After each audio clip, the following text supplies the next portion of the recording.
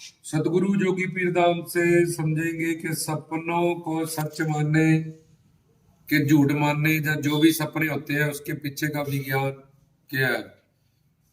तो सपने में हम कई बार देखते हैं हम बहुत बड़े अमीर बन गए हैं, हमारी लॉटरी लगी है, और जब सुबह उठते हैं तो देखते हैं कि हम वैसे के वैसे ही हैं, 10,000 सैलरी थी, वो भी 8 घंटे काम करेंगे तब मिलेगी।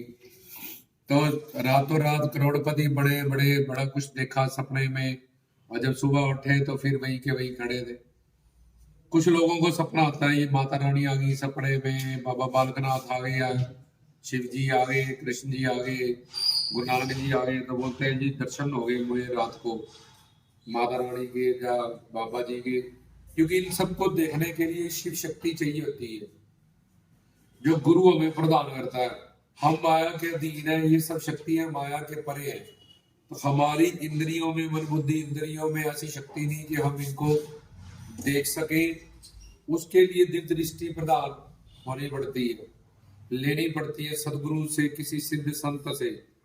तब वो सपने में देख रहा है उसका भाव, जिसकी भी पूजा करता है, जिससे ज्यादा प्रेम है, वो शरणागत है, जिसका डिवोटी है, तो भाव स्वरूप उसको माता रानी या बाबा बालकनाथ या कंजक के रूप में, इस तरह से अलग अलग दर्शन जो जो भी जिस जिसका आराध्य इष्ट देव है उसके हिसाब से वो उसको सपने कई बार दिखते हैं सात्विक। अब अगर उसने जिसने बाबा बालकनाथ जी को देख लिया, लखदाता जी को देख लिया हो, तो उसका सुबह उठ के वही फर्नीचर आने तक काम करो, लोग मोह अहंकार इच्छा द्वेष तृष्णा से भरा हुआ, उन्होंने भगवान के दर्शन किए, किसी अवतार के दर्शन किए, और उसमें कोई परिवर्तन नहीं हुआ तुम में। उसके बाद जब कुछ लोग देखते हैं हाई एक्सीडेंट हो गया, हम मर गए उस सपने में, तो अब बेचारा सुबह उठेगा तो अब वो सच मानने लगा तो सोचेगा हाय मैं तो मरने वाला हूँ, 1 महीने बाद मेरा एक्सीडेंट होने, तो 1 महीना पहले ही मर जाएगा बेचारा, कोई भी खुशी सब कुछ उसका अधूरा हो जाएगा। तो ये सपनों में कुछ भी जो भी हमारा गुण है, रज तम सत, इस वक्त जो भी हमारे अंदर की त्रिगुणात्मक माया अपनी प्रारब्ध से घूमी हुई है, अगर राजसी है तो संसारी सपने आएंगे, सात्विक है देवी देवताओं के भगवान के सपने आएंगे, तामसी है तो उल्टे सीधे सपने आएंगे। जिस गुण की भी माया लगी होती है हमें, जो गुण जिस वक्त प्रबल होता है उसके हिसाब से भी हम सुबह जो देखते हैं सारा दिन जिस तरह से जिंदगी बीत रही होती है, वो सारा कुछ फीड करते रहते हैं अपने अंदर, और रात को हमें आजादी मिल जाती है। तो वही सब चीजें जा जो सारा दिन हमने किया या फीड किया, जा फिर रज तम सत, इन त्रिगुणात्मक गुण से जो भी माया हमें इस वक्त जो भी माया के गुण प्रबल हुआ है उसके हिसाब से हमें सपना होता है। तो हम उसको कई बार सच मानने वाले, मैंने सपना देखा था सच हो गया। तो जब सात्विक गुण होगा तो कोई 100 सपने तुमने देखे तो 1-2 उसमें सच हो सकते हैं, क्योंकि वो सात्विकता है, उस वक्त तुम्हारे पुण्य, तुम्हारे अच्छे कर्म और सात्विक गुण का प्रभाव तुम्हें लगा हुआ है।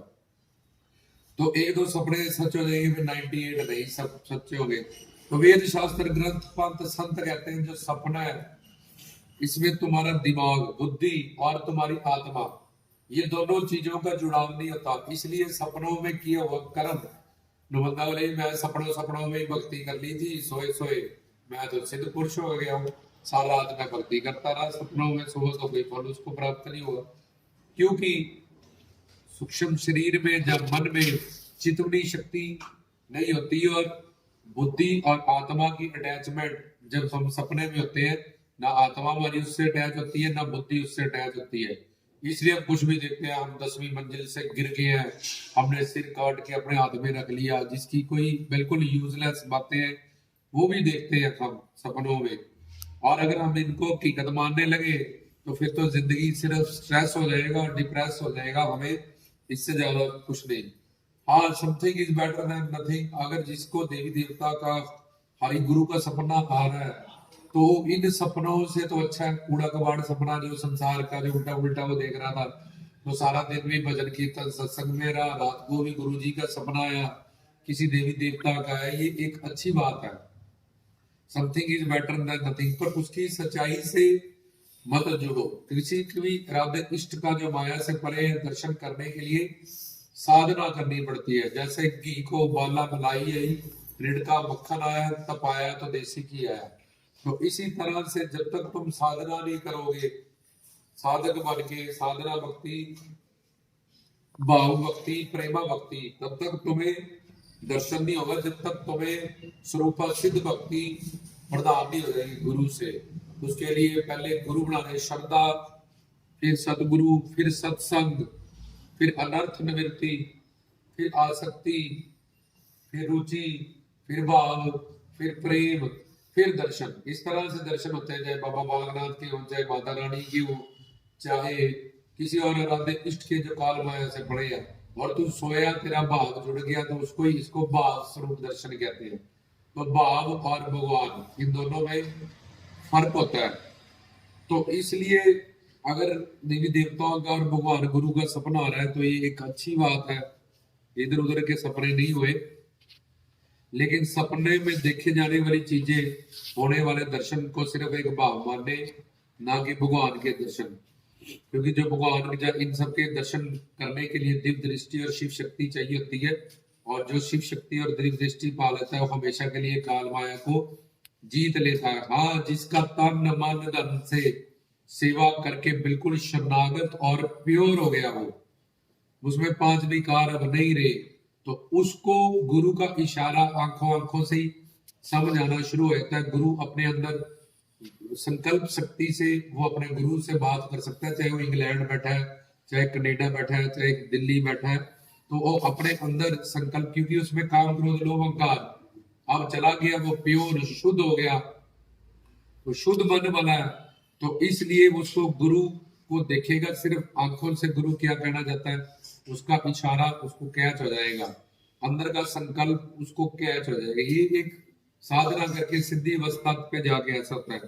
और अगर वो साधना करता करता सिद्ध हो गया, तो गुरु की तरह वो भी ज्ञानवान हो जाएगा। सब वेद शास्त्र ग्रंथों पंथों का उसको ज्ञान हो जाएगा, उसका भी कनेक्शन ईश्वरी दुनिया से जुड़ जाएगा, उसको भी सब वेद शास्त्र ग्रंथ पंथ इन सब की नॉलेज मिल जाएगी, ब्रह्म ज्ञान मिल जाएगा। तो मन शुद्ध होने पर वो संकल्प कैच कर सकता है, जब हर इशारा बिन बोले ही समझ सकता है। पर जब ऐसी साधना करे और तन मन धन से सेवा करके बिल्कुल शरणागति और प्योर हो जाए, उससे पहले जो भी सपने हैं उनकी कोई वैल्यू नहीं है।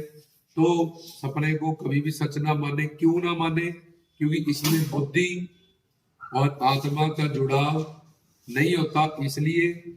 और इधर उधर के सपने देखने से अच्छा हरि गुरु भगवान का सपना आया, ये एक अच्छी बात है।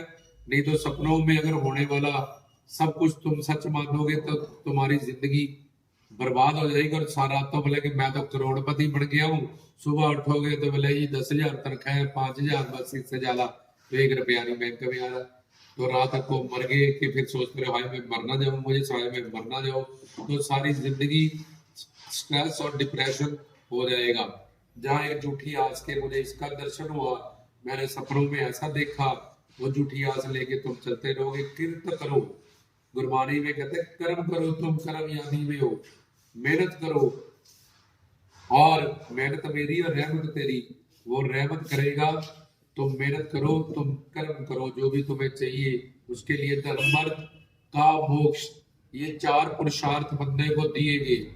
कि धर्म जिसको धारण करना है, अर्थ रोटी कपड़ा मकान के लिए जो पैसा कमाना है, और काम जो तुम्हारी कामनाएं है संसार की, चाहे भगवान को पाने की, और चौथा मोक्ष मुक्ति पाना। ये 4 पुरुषार्थ नर नारियों को, इंसान को भगवान ने सौंपे हैं, ना कि सपने देखने को कहा। तो सपना ये होता है, ये योग की नॉलेज होनी चाहिए। उसको लिंग शरीर कहते हैं। ये जो हमारा टेटगो है गली में, ये स्पेस से जुड़ा रहता है। और सर्वदिष्टार चक्कर, मूलाधार के बाद जो दूसरा चक्कर है, ये दोनों जब आपस में मिलते हैं तो सपना आता है हमें उस माया के हिसाब से ही। एक योग विद्या जिसको बहुत डीप ज्ञान है, गूढ़ ज्ञान के सपना किसको होता है, जिसका लिंग चक्कर, जो सर्वदिष्टान चक्कर और स्पेस वाला ये टेटगो अकल्ट चक्कर आपस में जब ये मिलता है, तो जो भी तुम्हें माया का गुण लगा था, वैसे ही सपना बनके जो भाव होता है तुम्हारे सामने प्रकट हो जाता है। तो रोज सपने नहीं होते, कभी कभी सपने होते हैं। तो सपनों की दुनिया से बाहर रहे और हकीकत की दुनिया में रहे। सपनों में देखा ही ये उस मेरी तो अमिताभ बच्चन से शादी हो रही है, ऐश्वर्या राय तो मेरी बीवी हो रही है, जब मैं तो बन गया हूँ बादशाह, सुबह उठे तो भीख मांगने जाना पड़ेगा। तो इसलिए सपनों की दुनिया में जीते हैं जो, वो बेवकूफ है, मूर्ख है, पागल है। हकीकत है तुम्हारी जो जिंदगी है, और उसमें सिमरन करें और श्रवण करें संतों को, और कीर्तन करें, और जो भी चाहे अपने सदगुरु से पाए। रामदास की तरफ से जय।